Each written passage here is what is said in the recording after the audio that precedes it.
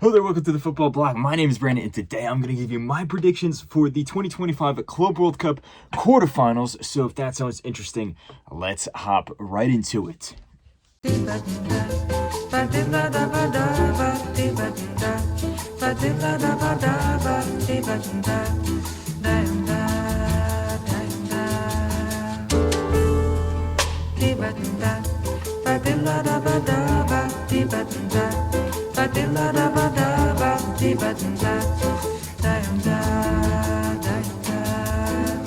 Eu quis amar, mas tive medo e quis salvar.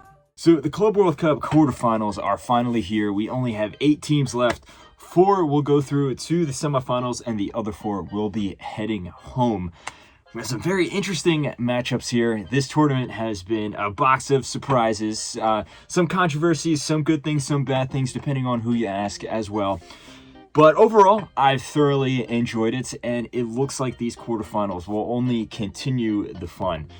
We're going to look at each of these matchups here. I'm going to go through, look at each team and their path up until this point, how they compare to the team they're playing against, and then, of course, a match prediction.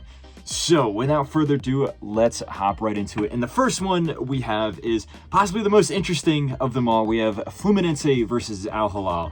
This is the most interesting, I would say, because these are two teams that most people would not have assumed to make it to this point, let alone playing against each other, meaning that at least one of them is going to be guaranteed to make it to the semifinals. And not necessarily these specific teams, Fluminense versus Al Hilal, but the fact that we're seeing, a South American team and an Asian team going up against each other, confirming that one of the semifinalists won't be European, is pretty interesting. Because if you asked most people going into the tournament, they probably would have assumed, there would be some upsets maybe in the group stage and stuff, but come the Final Four, it's just going to be, Champions League, basically all European teams. There was a great possibility of that happening when you looked at the round of 16 as well.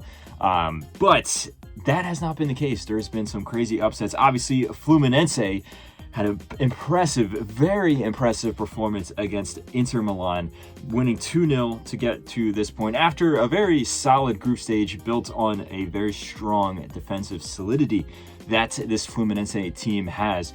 And then Al Hilal on the complete opposite end of the spectrum in a shootout victory over Manchester City, winning 4-3, getting to this point here. It's very interesting to see these two teams going up against each other. Like I said, both of them had very good group stages. I would say that Al Hilal, they outplayed Real Madrid in their group, and then they didn't beat RB Salzburg, but they were the better team. They got the job done against Pachuca before going up against Manchester City in that game that I mentioned already, where it was super end-to-end, super back and forth.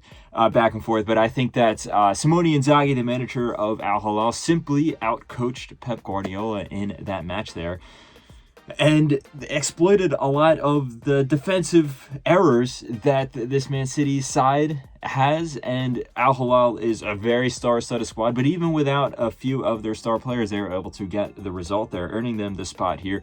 Fluminense, on the other hand, they tied Borussia Dortmund in a game that I think they should have won. They beat Ulsan. Then they tied Mamelodi Sundowns in a game that they really didn't have to win. But like I said, there was the big thing about this Fluminense team is how strong their defense is.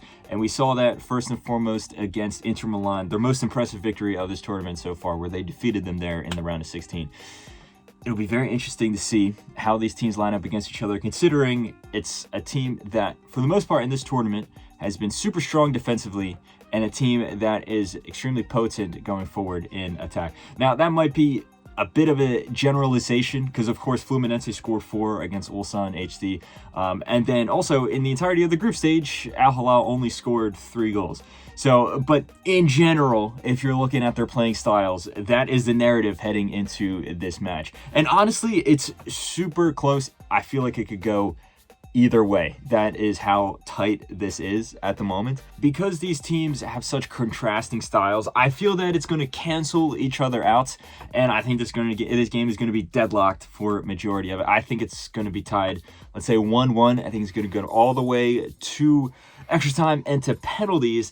And at that point, both teams have very good goalkeepers. Of course, you have Fabio, who is, I believe, 44 years old. He's been a legend of the Brazilian game. But then you have Yassine Bono, who arguably has been the best goalkeeper of the tournament. And because I think Bono has had just a slightly better tournament, I'm going to go with Al Hilal. I think that they will defeat Fluminense on penalties, and they will head to the semifinals there. Now, the next matchup we have is a very interesting matchup as well. Palmeiras versus Chelsea, a replay of the 2021 Club World Cup final, interestingly enough. And Palmeiras is a team that I think are very solid. They are set up perfectly for cup runs, obviously under the Portuguese manager Abel Ferreira, who is sometimes dubbed Mini Mourinho because of how similar their playing style is. They're not the most exciting team to watch. They're not the most dazzling team to watch. I've seen 2 of their games live already, and they won both of those games, comfortably being the better team, I would say, but they didn't smash their opponents. They didn't blow them out of the water or anything like that. But that's not a slight against them. That's just how they play. They topped their group. They had a few shaky moments, in particular that game against Inter Miami, where they had to come from behind. But still, the fact that they were able to muster up the just the mental fortitude there and the team mentality to successfully come from behind against Inter Miami with all the momentum that Inter Miami had as well was very impressive. And then they overcame Botafogo in the last round. And on paper, that might not seem like the biggest achievement, but in the Brazilian league, they haven't defeated Botafogo, or actually they haven't defeated Botafogo in any competition going back almost 2 years. So that was a big, huge mental victory for them. Now, Chelsea is a team that going into this tournament, I had them as the tournament favorites for several reasons. I just thought that the massive squad that they have is going to play into their benefit. I think that they're also a team that is not the most consistent, so but they can play well at their peak, so that they might be more suited for a cup run. But I gotta be honest, they haven't really been that great this Club World Cup. There's been moments where they've been really good. I thought that the way that they played against Esperance in the third group game was good. The way that they played in the first half against Benfica in the round of 16 was also pretty good, but they've had some pretty poor moments as well. They got thoroughly outplayed by Flamengo, and then they almost bottled it against Benfica in the latter end of the round of 16 there. Now, you can argue that was because of the weather delay and things like that, but this has not been the Chelsea team that I really thought that we would see at this Club World Cup. A lot of their players also haven't really shown up. In particular, guys like Cole Palmer and Nicholas Jackson, I think, have been relatively disappointing. On the flip side, though, yes, guys like Pedro Neto have been very, very good. When you look at these two teams together, it is also a contrasting style. This Chelsea team is a little more dynamic. They are more attack-oriented versus, like I said, Palmeiras is much more of a pragmatic and reactive team. But there is a huge blow for Palmeiras, and that is that Gustavo Gomes, who I would say is the best defender in South American club football, the captain of this team. He got a red card in the last game against Botafogo. Therefore, he will miss this match here, and he is crucial to this team. Not only is he an extremely talented defender, but the way that he's able to marshal the back line, I think that's going to be a big loss for Palmeiras. Therefore, I do think, unfortunately, that Chelsea will end up going through. I think it's going to be super tight. Maybe this will go to extra time as well, but I'm going to say 1-0 to Chelsea there. My predictions, I said that Palmeiras would make the semifinals, but then I also said Chelsea would win the whole tournament. So I'm stuck in between these two. The sole reason that I'm siding with Chelsea, because this is genuinely very tight, the sole reason I'm siding with Chelsea is because of that red card to Gustavo Gomes. Now on to the next game. We have probably the most exciting matchup, at the very least the most heavyweight matchup here. We have PSG going up against Bayern Munich. Amazing match to see in the Club World Cup. You almost wish that it was later in the tournament. I know we're in the quarterfinals, but this would be a fitting match for the final or for a semifinal. These two teams, I would say, have a kind of developing rivalry, you have to say. They actually just played each other in the group phase or the league phase of the most recent Champions League season. Bayern defeated PSG in the final when they won the treble, their most recent Champions League victory, and then the year after that, PSG got revenge and eliminated Bayern from the quarterfinals and a very exciting game there. There was also that famous run of 2 matches in the 2017-18 season, which we really started to see the emergence of Mbappe, and then also the end to that Bayern era there. So they've had some very historic matches in between each other, and I think that this one has a chance to be the next chapter in this developing rivalry. At the very least, it has the chance to be extremely exciting. These are the most potent attacking teams in this whole tournament. And these are, at this point, you would have to say probably the tournament favorites, especially since Manchester City is out at this point. I would say PSG and Bayern are the 2 tournament favorites. So, like I said, it is a shame that we're seeing it relatively early, but it should make for a very, very fun game. PSG, I think, didn't really start the tournament in the best fashion. Yes, they defeated Atletico 4-0, but I think they got a little lucky in that game. Then they lost to Botafogo, deservedly so, in my opinion.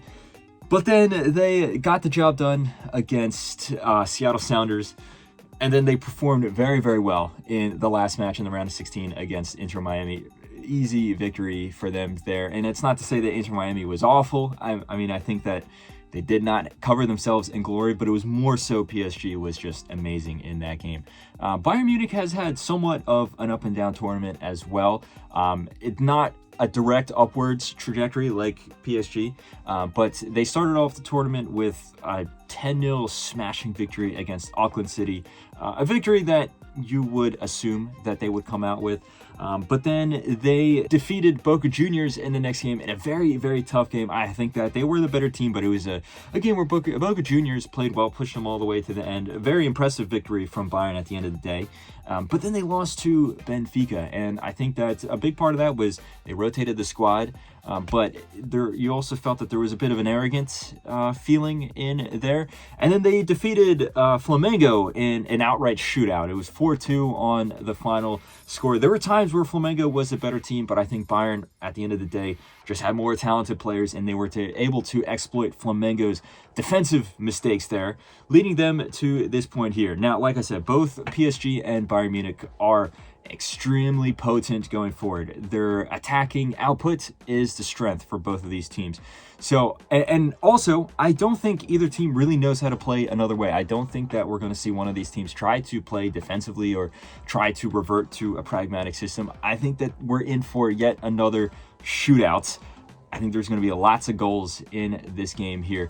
And there's also tons of players on either team, tons of attacking players that are in phenomenal form, whether it be Harry Kane for Bayern or Michael Olise, or on the flip side, when you look at someone like Kvaratskhelia or Bradley Barcola or Dembele, who's back, or even Achraf Hakimi, who's not an attacker, but he has been very effective going forward in this tournament, like he always is for PSG.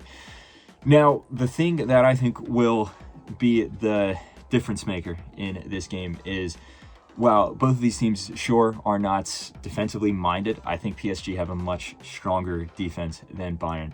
I think this has a lot to do with the managers as well. As I've said many times on this channel, looking at the Champions League, or even here in this Club World Cup, Vincent Kompany, I think, is a good manager, and I think he has the ability to become one of the best managers in the world. But you can still tell that he is a young guy, especially when it comes to just his managerial career. Sometimes he doesn't handle the game well. Sometimes he just doesn't set up his teams defensively that intelligently, and we saw that against Benfica, for example.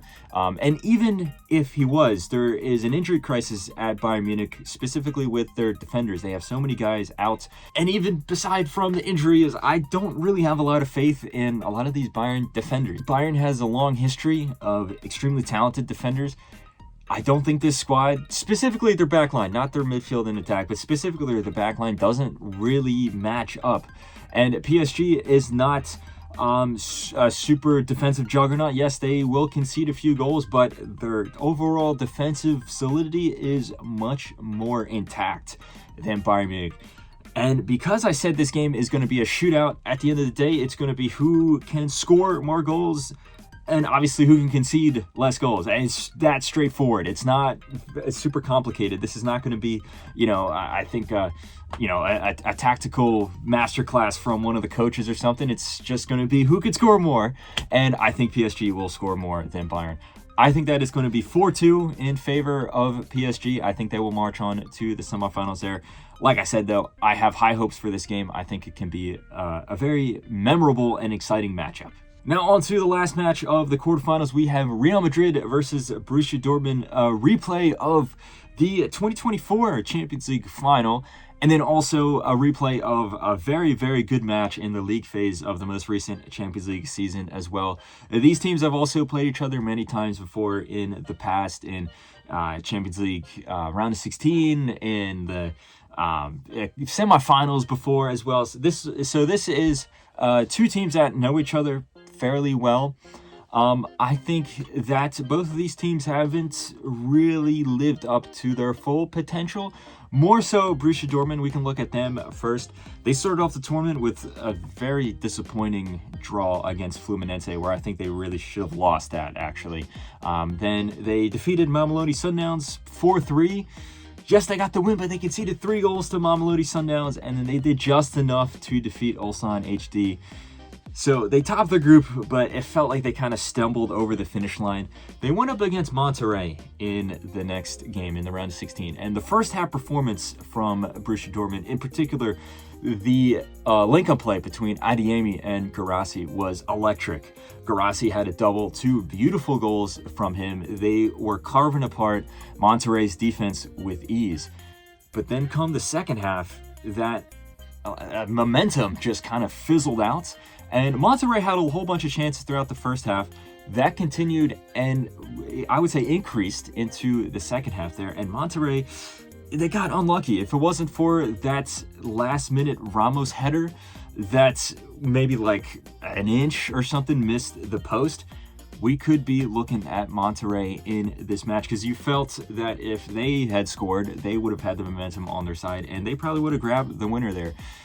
On the flip side, you look at Real Madrid, and in many ways, this has been kind of just a typical Real Madrid performance. Obviously, they're coming into this tournament with Xabi Alonso in charge. So this is his first real tournament as manager of Real Madrid. You also have a bunch of new signings in this team, and there's also some major misses as well. There's a lot of guys that are injured or coming back from injury. If you look at Mbappe in particular, he was coming back from a sickness, and he's now been eased back into the team, but we don't know if he's at full fitness yet, really. Real Madrid, I think, started off with a relatively poor performance against Al Hilal. They, I think, were outplayed there. But then in the next 2 games, it wasn't perfect, like beautiful, aesthetically pleasing football, but Real Madrid showed why they are Real Madrid. They were super precise with the press, they're super precise with their counterattacks. They defeated Pachuca 3-1 with their backs up against the wall because they had to start off the game with a red card. And then they very thoroughly and professionally defeated RB Salzburg 3-0. And then they went into the round of 16 against Juventus. And I think it was more of the same, where Juve gave them a good game. It wasn't an easy victory for Real Madrid, but they had more talented players on the field. They know how to win, and they got the job done. A 1-0 win, goal from Gonzalo Garcia, who has been having a very good tournament in the absence of Mbappe. So when you look at these 2 teams here, I think that it's going to be pretty straightforward. I think Borussia Dortmund will cause Real Madrid some trouble. In particular, you look at, like I said before, the link-up between Adeyemi and Guirassy.